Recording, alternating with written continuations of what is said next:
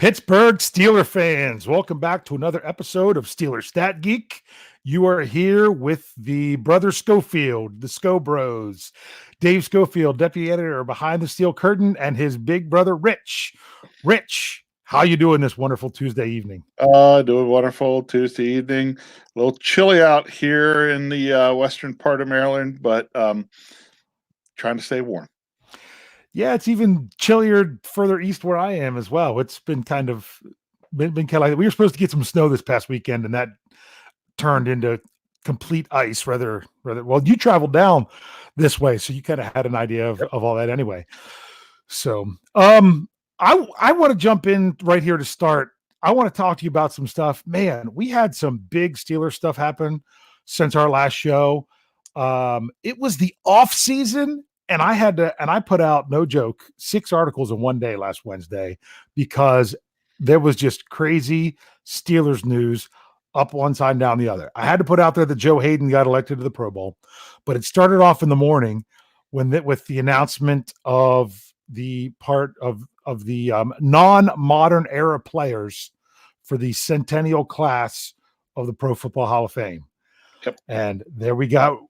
Steelers represented. One, finally, Donnie Shell has come back. Well, can't say come back, is going to Canton, Ohio to be in the Hall of Fame. It's a shame. It's a shame it took this long. It's a shame it took this long.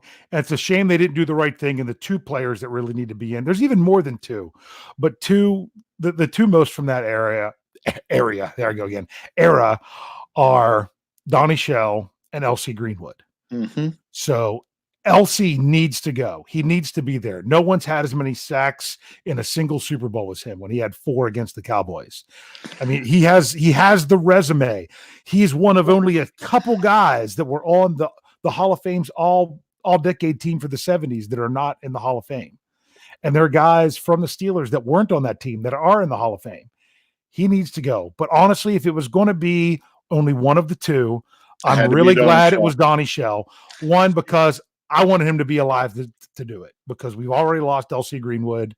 Right. But he still needs to be there. His family should get to go and see that happen. And his teammates should get to see that happen as well. So hopefully that'll be coming sometime. You're talking about Donnie Shell, a guy that when he retired was the all-time leader for safeties for interceptions. Yeah, and he's still the all-time leader for interceptions for strong safeties, I do believe. I'm not 100% sure on that. You don't know, Wes. I was going to say, Wes is in there. He's out there, so he'll give us the lowdown. Yeah, I thought I heard that over the past week is that he still holds the record for strong safeties. But, now with, free safeties get interceptions like crazy. So that's now, of course, Donnie Shell, where my age is a little bit, I don't remember him at the very beginning of his career. I picked him up towards the tail end of the 70s Super Bowl runs and through into the 80s. And I'll tell you what, that guy, even at his 14th year, that guy could still play.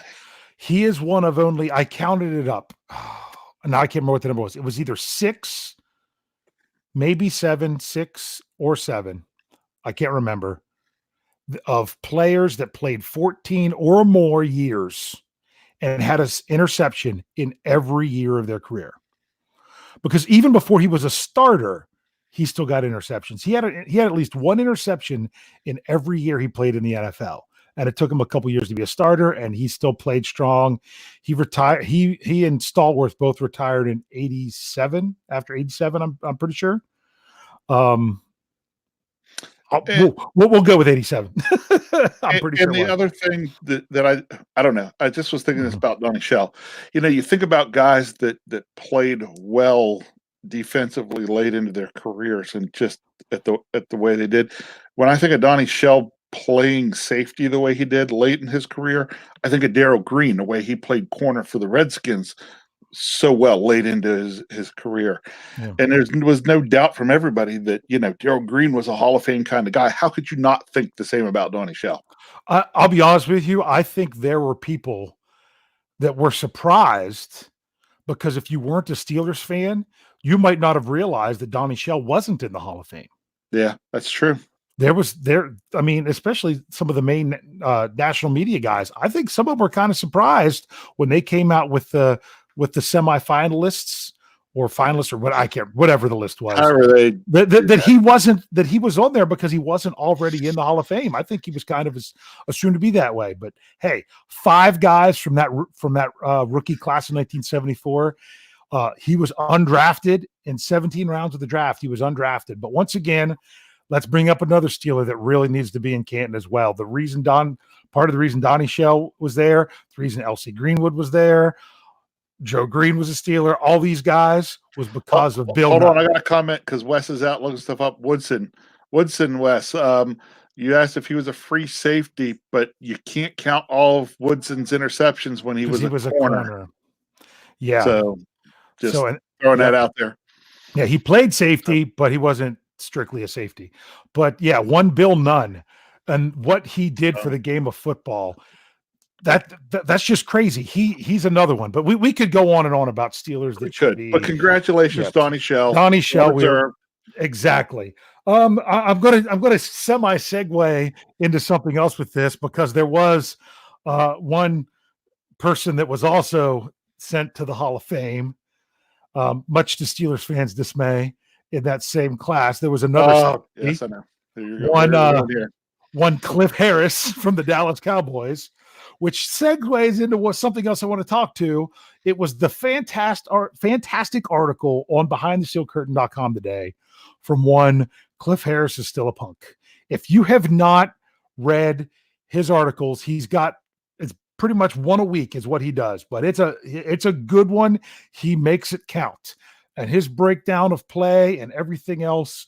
There's no one better in my opinion that you can find to break down this kind of stuff. It's fantastic. And he had a wonderful article today. And his article today was from another piece of news from last Wednesday. And that was the hiring of a new quarterbacks coach for the Steelers. Mm-hmm. They will have a quarterbacks coach next year. One, Matt Canada, who is kind of a NCAA journeyman is the best way to say it, because he's bounced around from a lot of different teams, which some people see that as a red flag. Some of it is because he's moved on. He actually coached. He was the offensive coordinator at NC State during the time when Jalen Samuels was there. He was the offensive coordinator at Pitt the year that James Conner came back from cancer. All these things. He was 1 year, he left Pitt to go be the offensive coordinator at LSU. Then something went down there that both sides signed a non-disclosure agreement that we don't know what happened after that year. Then he went to Maryland and got promoted to interim head coach when that whole disaster went down that I don't really want to get into. Debacle. So, but Matt Canada is now the quarterbacks coach for the Steelers. And if you want to know what that means, you need to go to BehindTheSteelCurtain.com and look up that article by Cliff Harris is Still a Punk, because it is fantastic. And it breaks down what he brings to the table and how the Steelers can use him, the kind of things that he did in college. This is the kind of stuff that offensive innovators like Andy Reid was basically ripping off some of the stuff that he saw in college to put in the pros once he got Patrick Mahomes. This is stuff that was basically Matt Canada stuff. But what he's bringing to the Steelers is something you and I were screaming about all season, and the problems that we had with the Steelers offense and the lack of creativity. And he broke it down so great in this article, guys. I'm telling you, guys and gals, you've got to go read this, because what he was saying was it's one thing to line up against another team and you just have more talented players and you're going to beat them that way. But not every team can do that, because only one team can be more talented than the other. If you don't have that, then you've got to out-scheme the other team. And I'll be honest with you, Randy Fichtner, pretty good in 2018 with Ben Roethlisberger and he's no longer Mr. Third and Fifth, in case you haven't got the news from Lance Williams. And you might find this name offensive. Rich, is that his new name is Richard Gummies. In case you didn't catch that. No, which unfortunately there's now There's now a warrant for his arrest with an incident today. I don't want to go into that. Nope. But done with that. He doesn't play for us exactly, anymore. Exactly. But when you had those players and those high quality players, you could just line up and say, we're going to do what we do better than what you can stop it. But when you don't have that advantage, that's when you have to do new things. And that's something that Matt Canada can help bring to this offense. Many people feel like he's almost like an offensive coordinator in waiting if Coach Fichtner's only going to last as long as Ben Roethlisberger. But I want to read this is an exact quote from Cliff Harris's Still a Punk in today's article. He says, "Enter Matt Canada. Canada's schemes have been regarded by many in the coaching profession as some of the best in the business. Specifically, Canada has been lauded for his use of pre-snap movement, the jet sweep concept, and for finding ways to tailor his offensive schemes to the strengths of his personnel." With the key line I like there being to tailor his offensive schemes to the strengths of his personnel, which I felt was a problem that the Steelers were having. That they needed players to fit their scheme rather than work their scheme to make the best use of their players. Right. I think it was kind of a wake-up call this year that the Steelers need a little bit something more. The Steelers also admitted, and this was something, an article that I ran last Thursday because there was already so much news on Wednesday, because Art Rooney II had some time with the local Pittsburgh media. One thing he mentioned is that the Steelers have a run game coordinator and a pass game coordinator that come up with plans and submit them to the offensive coordinator. They just don't release those titles of who those people are. We know last year the run game, not this past season, but the one before, the run game coordinator was Mike Munchak. This year, I don't know who it was, and whoever it was someone that didn't have a whole lot of experience. We also don't know who the pass game coordinator was. Was it Coach Sherman who was filling in? I mean, I don't think it's Coach Daniels, the tight end coach, because they didn't use the tight ends. Right. So it's kind of hard to think that he would come up with that game plan. I don't know. But personally, I think Matt Canada is going to be your pass game coordinator. So that's an interesting hire for the Steelers. I think that's great. Anything else you want to say about that? Any thoughts about that? Seeing if we can get out of Randy land a little bit? Well, in the end, it doesn't have to change. Anything goes on between Ben Roethlisberger and Randy Fichtner. Yeah. I don't care. Their relationship doesn't have to change one bit for me. Nope. And Randy Fichtner can totally be Ben Roethlisberger's guy. But we discovered this year that when Ben Roethlisberger wasn't there, the other guys weren't ready. Yeah. And Matt Canada, if he can help to make sure that those guys are set and ready to go, if their number's called, we'll be in better shape. Yes. Yeah, absolutely. Knapp had a question. I wasn't really looking at the live chat, but this one just popped up. Good, I saw it too. He said, if he's that good, why isn't he an OC now? That's a really good question. The thing is, he has 0 NFL experience. He's been offensive coordinator a bunch of different places in college. I guess you know how sometimes things go in college. Has he been with the right guy? There were a lot of questions and a lot of people that weren't thrilled that he didn't get a shot at that Maryland head coaching job after being interim. Yes.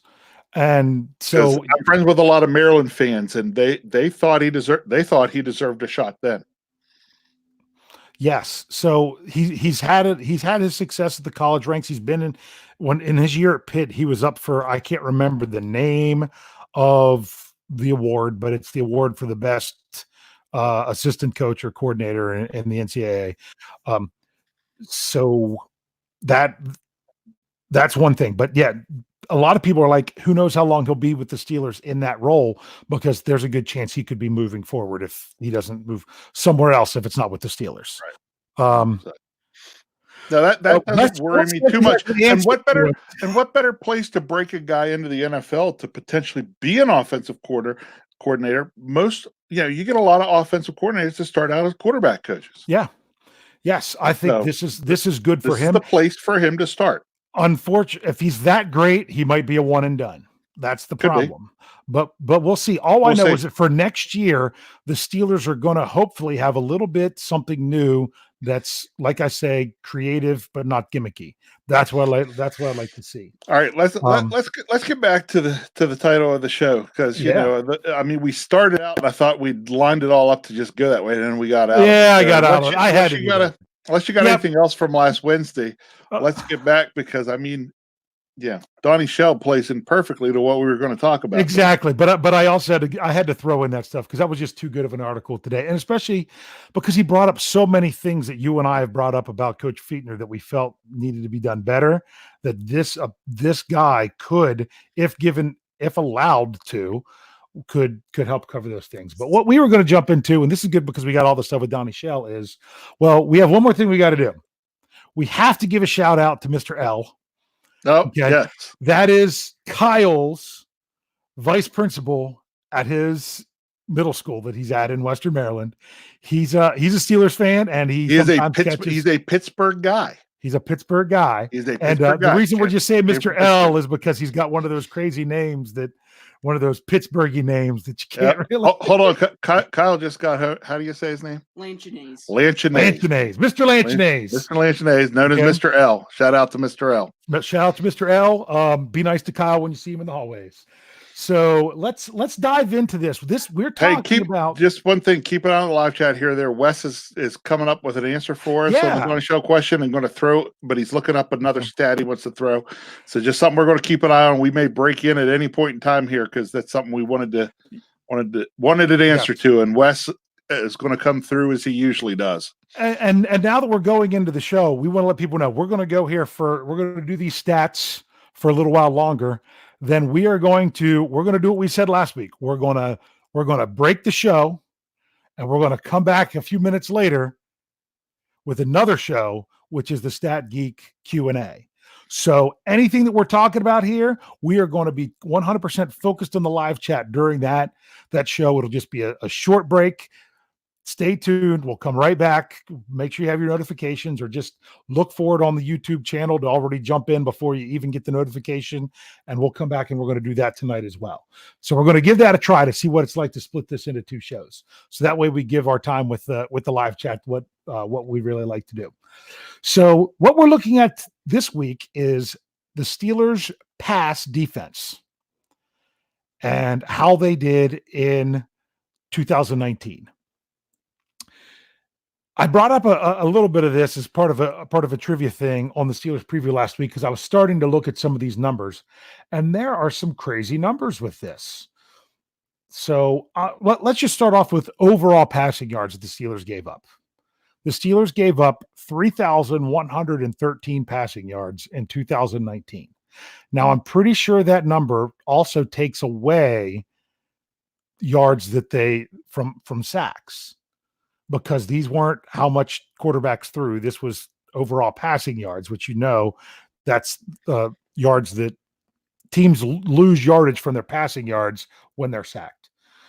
So for the Steelers, that gave them the third fewest passing yards given up in the NFL in 2019, which I thought was really good. The only teams they were behind was New England was second, with 2886, and the NFC champion San Francisco 49ers were first with 2707.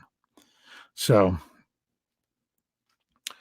that's okay. What that is. I saw my name come up here on highlighted with a comment in the live chat, and I just want you to say, I've had to explain this so many times to people. Every Monday on the website, we run a mock draft.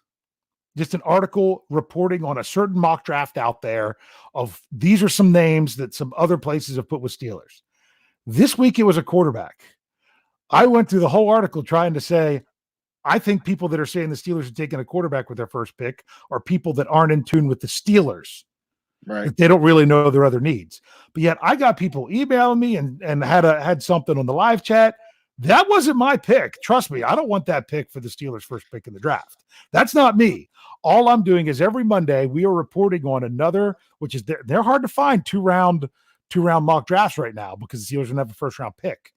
and we're just reporting on those. So for someone who brought that up, I just want you to know. Yeah, that's 98671. So I hope that was a good answer for you. X. Don't forget the X. That's important. X. Yeah. X. Got to throw on the X. Nice. So don't forget your X. Wait, so hey, you want to throw out before we go too deep? You want to throw out what Wes found there, so folks can hear what we found out on Donnie Shell? He said, "Good stuff." Okay, I saw the strings one that over. So I saw the long story short. All right, there's 32 total players with more interceptions than Donnie Shell. 5 of them are safeties. But none of them are strong safeties. So long story short, Donnie Shell as a strong safety is still leading the NFL all time in interceptions. Yeah. If we are to believe Wes, and Wes has never steered us wrong. As you remember last week, I didn't follow. I guessed against something he said, and I was wrong because he was right. So I am never going against what Wes says, and he took the time on that. So took his time on that. So I know that was looked up and gotten correct. So he confirmed what I thought I heard. Donnie Shell still holds the record for interceptions for strong safeties. Yep. So yeah, very good. So Lance says, does Shell have more than Troy? Yes, he does. Yes, I'm not sure how many interceptions Troy has, but it's more. Or Donnie Shell had more. I mean, 51. That's crazy. That's insane. Back to some of our other numbers. Here's what's interesting about those numbers. I try to look at the Steelers season in 2 different parts, and they are not even. How do you think you would split up the Steelers season when it comes to looking at them, specifically pass defense? Simple. Or their secondary? It's easy.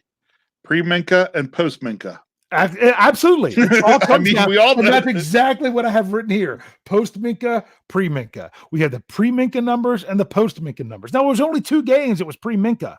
But those pre-Minka and post-Minka numbers are crazy. We gave up crazy passing yards those 2 games. Oh, you want to know how it was? Yeah. Steelers gave up 3,113 passing yards on the season. 2,473 were post-Minka. That means 20.6% of the Steelers' passing yards were before Minka Fitzpatrick. We're in those first 2 games. For the first 2 games, which is only 12.5% of the season. So not only that, the Steelers gave up 23 passing touchdowns on the season. Okay. 6 of them were in weeks 1 and 2, pre-Minka, 3 in each game.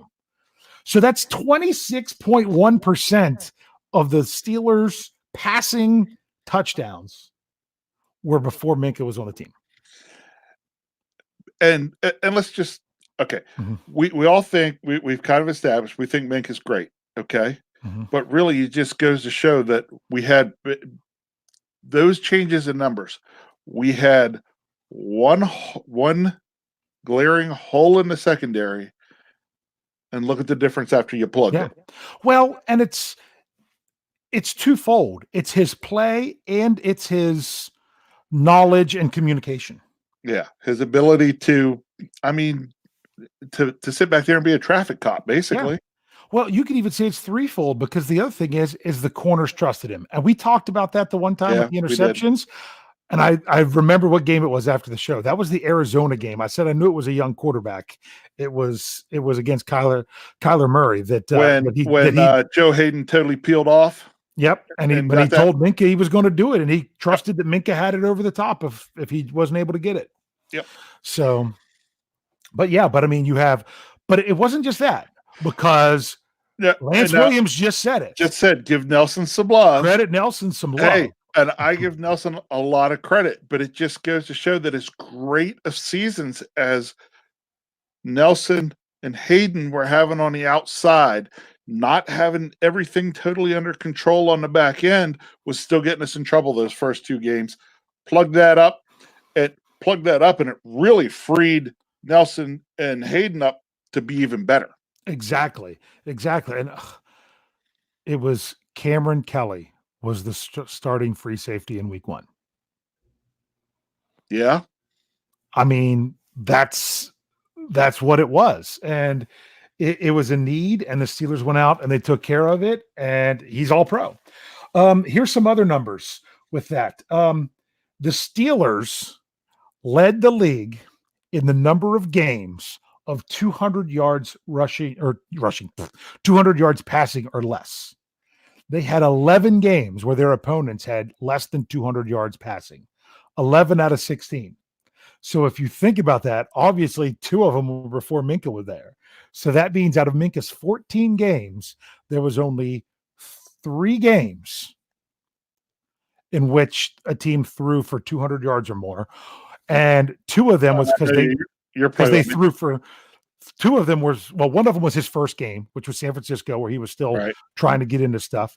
The other 2 were games where the team threw the ball over 40 times. One was because the Steelers were winning by a ton against the Chargers, and the other, you and I were sitting together in the stands, that the Rams threw the ball 44 times and barely cracked 200 yards, 212 yards passing. So, I mean, the Steelers teams just couldn't pass on them. They couldn't. I have some other stuff. Because, you can bring up that Rams game and the 212, you think, oh, the 212 yards, but on all those attempts, I remember sitting there thinking that game while we were sitting there, you know what, McVay, keep having Goff drop back there to throw it. Just, I was welcoming it. Yeah. I was glad they kept dropping back. Yeah.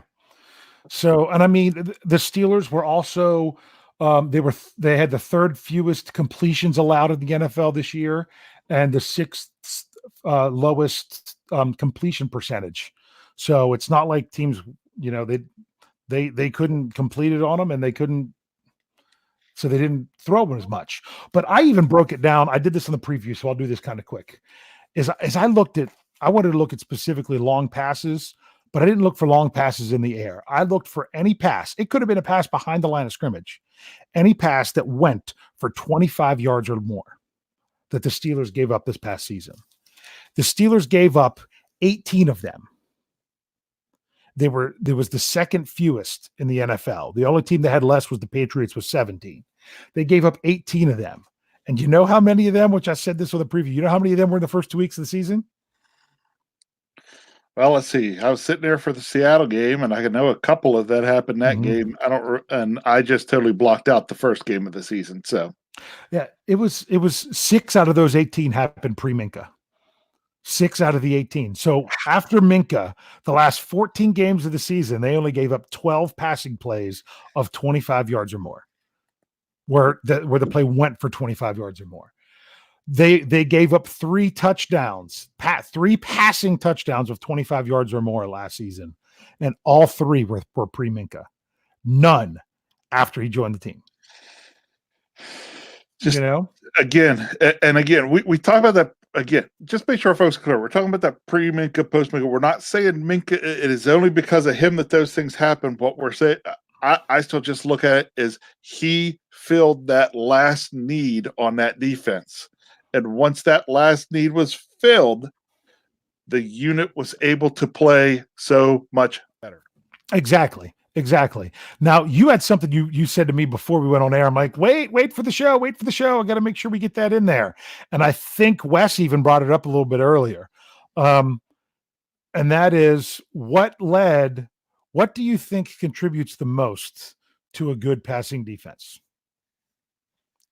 Right. And I was talking about, before the show, when you and I were talking, I was talking about how you and I had talked at one point in time that we have had years where our secondary hasn't been great, hasn't been very good, but their mistakes were covered up because our front 7 were so good that we were able to get a lot of pressure. Yes. And they helped cover up the, I don't want to say lack of talent, but the shortcomings of the secondary. Okay. That's a good way to put it. That was polite. Yeah. And other times we talk about, hey, you have a really great secondary and they can cover everybody, and that helps lead your front 7 to get more sacks. The ever coined phrase, coverage sacks that are going on. And then I looked at this year, and I thought about it this year, and we had a lot of sacks, and we had a very good pass defense, and I don't think it was our front 7 that made the secondary better. I don't think it was our secondary that led to the front seven and the sacks that they were able to put up. Like, It was this both. is one of the most complete defenses I felt we have had in years. Yes. And on top of that, Lance brought up a great point, communication. How many times did you see with the Steelers last season that you could see after a big play, guys are turning and kind of talking to each other like what's going on here? That they never got the communication, they never were on the same page. Right. The only time you saw that post Minka was on the short week against Cleveland. You saw that it was on the Yeah. long play. Was it Odell? I can't remember. That Um, that was originally called a touchdown, and then it wasn't. But it set up a touchdown that was a long play. That there was a miscommunication there. right. The other touchdown that they scored against the Steelers in that game was they didn't even have the right personnel on the field at the goal line because Joe Hayden came out and they were a guy short, and he went running out onto the field, and then they completed a pass because he wasn't exactly sure what his responsibility was as he runs onto the field. Right. So that one on that short week, they had a little bit of communication problem. But other than that, we didn't see the communication breakdowns. It was just happening all the time, over and over again in previous years before this one, and which is really big. And if you really want to know that things were good with that, to me, the person to watch was Joe Hayden. Why? Because we've had Joe Hayden on the team for a couple of years now. Mhm. And you just like Joe Hayden this year looked like a kid again. I mean, that guy was having a blast on the field. Yep. So you knew that things were good and he was happy with where the systems were, where guys were, what everybody was doing. He knew could trust Minka behind him and things like that. To me, I read how that defense was playing and how that defense was in the locker room off of what I saw from Joe Hayden on the field. There were times last year where Joe Hayden not that he gave off any bad vibe or anything, but he just had this look like I'm out here, I'm working my butt off, and we're still not getting it right. Yeah. Yeah. And that's frustrating. That can be very frustrating as a player. And you could tell Joe Hayden just seemed to be having fun this year. I mean, people don't understand how important it is. You're playing a game. The more fun you have, the better you do. I mean, but a lot Yeah. of times you have fun because you're doing well. I mean, I know these guys are professionals getting paid millions of dollars, but they're playing a game, and games are supposed to be fun. So, And Minka talked about, wanting out of Miami because he had said he just lost the love of the game. It wasn't fun anymore. And he comes to Pittsburgh and I mean, seemed totally rejuvenated. yes, completely. So, So, yeah, it's fantastic. I think because we were talking about the passes of 25 yards or more. Well, part of that is also making sure you're tackling on shorter passes and not giving up long yardage. There weren't many throws that far down the field against the Steelers, but I think that's twofold. One, you had the great defenders you didn't want to go against, and two, you weren't you going to have can time to sit that's back right. there and let guys get downfield because the Right. pass rush was getting there. Yes. So when we're talking about pass defense, yeah, you hear the interceptions. Yeah, you talk about pass defense, which I'm sorry, I could not find team passes defense. Just as good. They have it as an individual stat, but when I looked several places at good find, I'm like, oh well. Which they did great job of pass defense, both knocking it down the line of scrimmage and knocking it away at close to the receiver.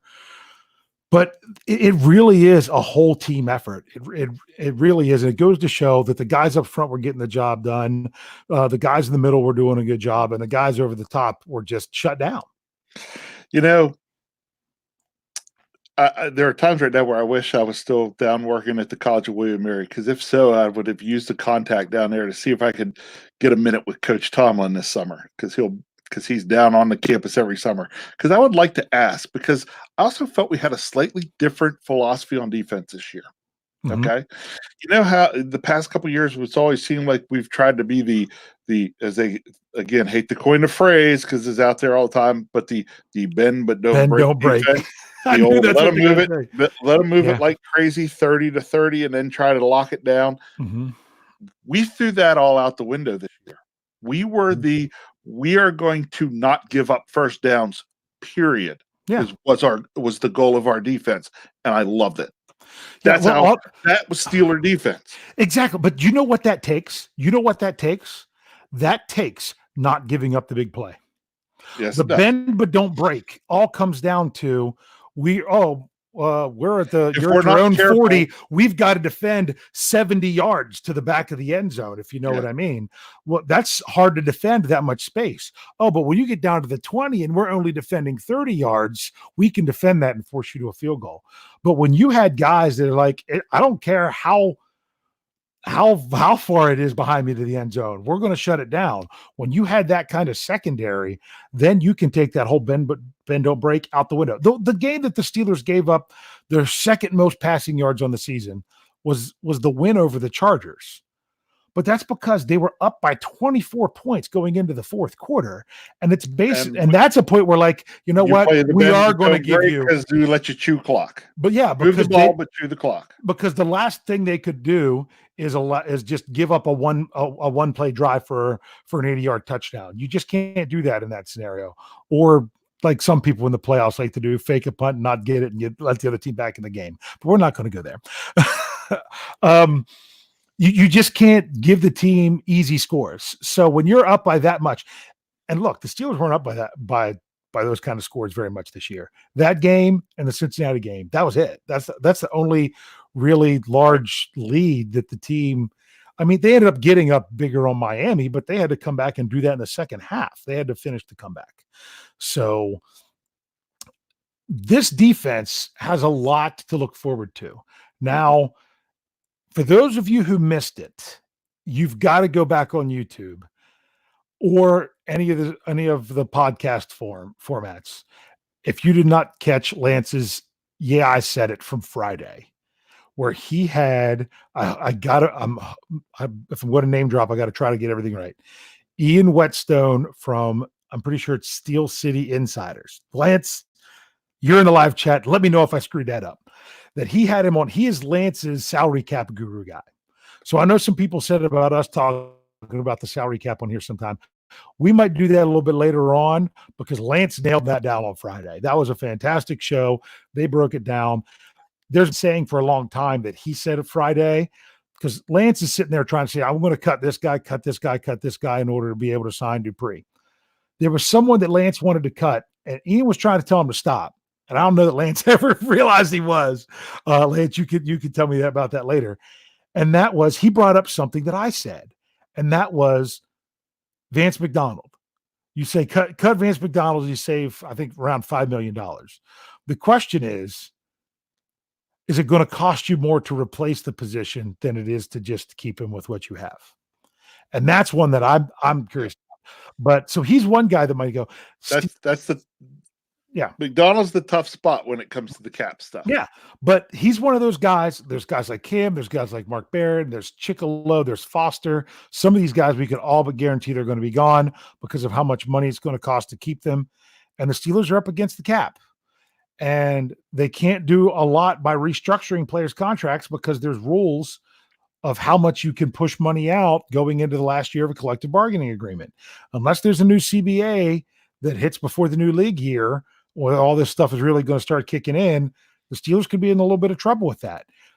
They would have to release a good 4 or 5 players in order to even franchise tag Bud Dupree. Everyone keeps talking about it. The Steelers want to keep him. He's going to be around. The Steelers want to keep him. He's going to be around. It's going to get to a point where the money just won't work.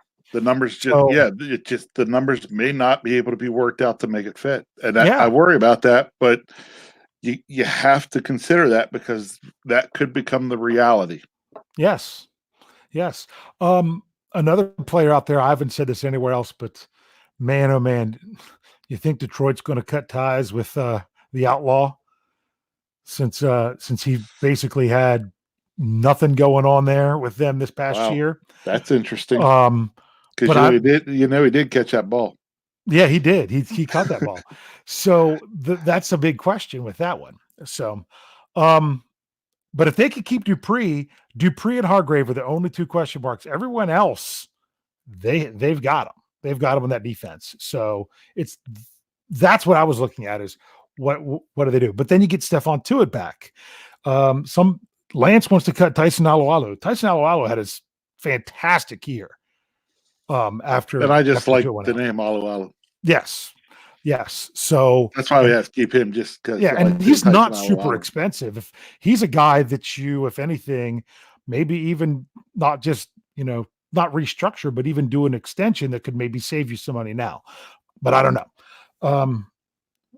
I'm not sure what his cap situation is with that one either. But the only reason I'm bringing up the salary cap is that's the one thing that the Steelers have to worry about is being able to keep this defense intact. I'll tell you what, bro, I am ready to jump into this live chat and do some questions. Do the Q&A. So before we do that, we're cutting it off. We are ending this show. We are coming back with a whole new show of Stat Geek Q&A with you all. I'm hoping that you all come right back in because I really, really want to hear what you all have to say specifically about the passing defense and any other kind of questions that you all have. Anything else you want to say before we switch over, bro? No, just hang tight for a second. Get back with us. We're trying to do this just to try to keep times down for our podcasts. We want to keep going, but to do that, we're going to pop it over to the other show. Exactly. So make sure you, as Lance Williams says, tune in, tell a friend, and subscribe. Make sure you're paying attention. Right back. Yep. We'll see you in just a few.